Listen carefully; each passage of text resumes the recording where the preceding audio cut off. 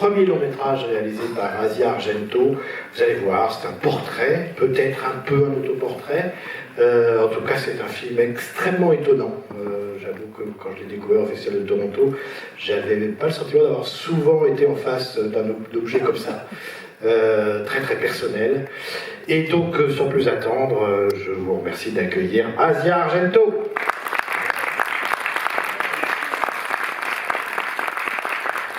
Bonsoir.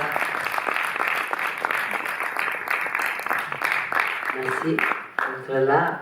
Ça fait bizarre parce que le film, j'avais 23 ans quand je l'ai fait, alors j'ai presque 47. Et alors que ça fait combien d'années? Moi, je suis 25, 25 25 ans. 25. Attends, le film est de 2000 de toute façon. Non, il est sorti en 2000, mais on tournait. 22, 24, oui, 24 ans, quelque chose comme ça. Oui, non, 23. Non, j'avais 23 et après, oui, c'est sorti en 2000, mais je l'ai fait en 99. 19, et là on est en 22, donc 23 ans. Ouais. Oui. Non, ça fait bizarre qu'on est là, qu'on le montre, parce que quand je l'ai fait, bon, bien sûr, moi je pensais de changer le visage du cinéma avec ce film. Le premier film en numérique, en Italie, de faire un film, je vais tout changer. Bon, c'est vrai que le film a fait du bruit, il a mis mal à l'aise beaucoup de monde, que c'est bien, surtout en Italie. Il a épaté les bourgeois. J'aime ça, j'aimais beaucoup ça.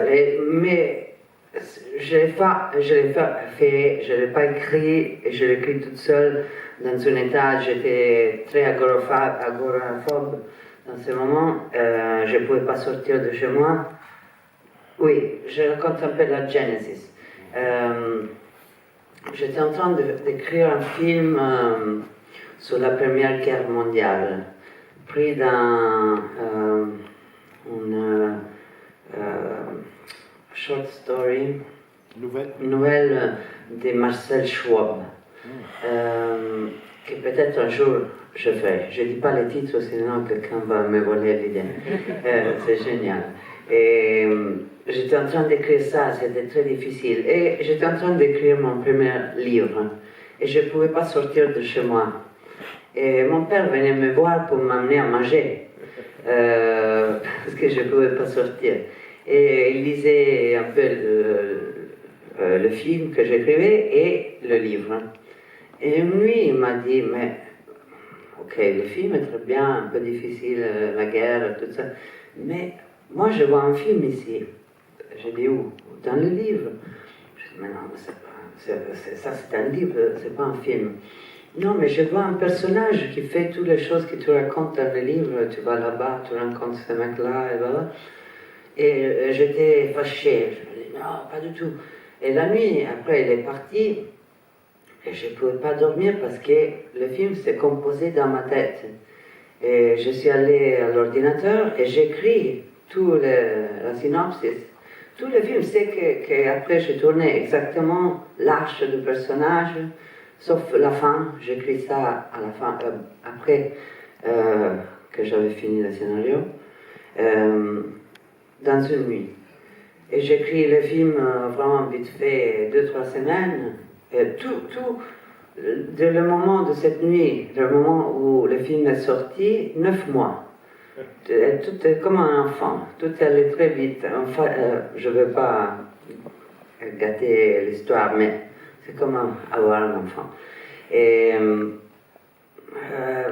je ne savais pas d'être courageuse. Je savais d'être un peu folle, d'être pas bien dans ma tête, d'être quelqu'un un peu malade, pas seulement l'agoraphobie. J'ai souffert de dépression, j'avais beaucoup de problèmes. Maintenant, ça va.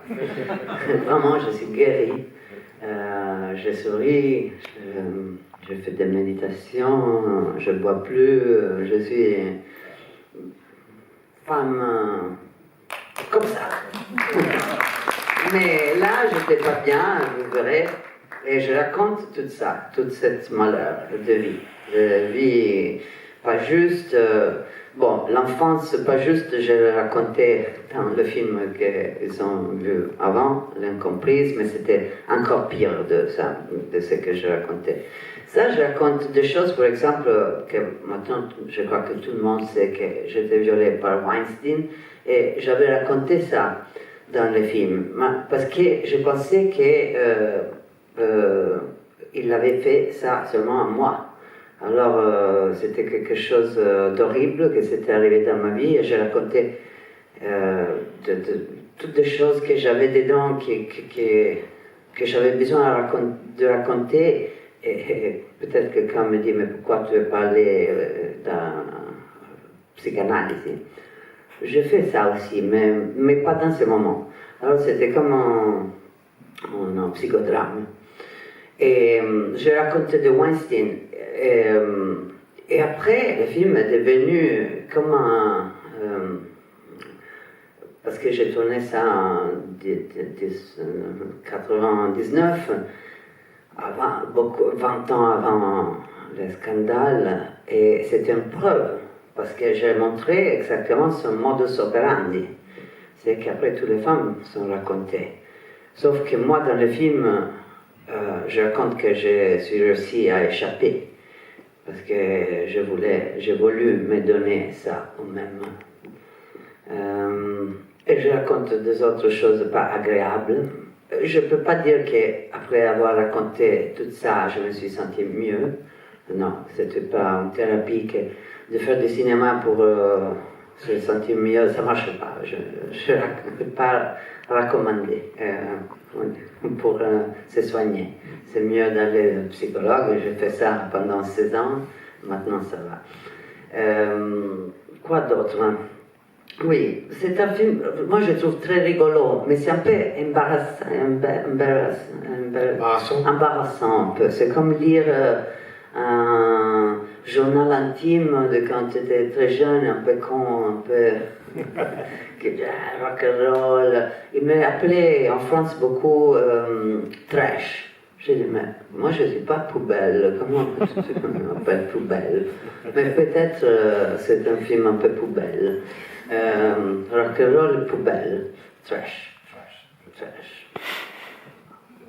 Ah oui, donc beaucoup, c'était une égérie de trash. Trash, oui, trash et sulfureuse. Ça va souvent le diable. Comme le diable. Oui, ça passe vite de la poubelle au diable. À l'enfer. Oui.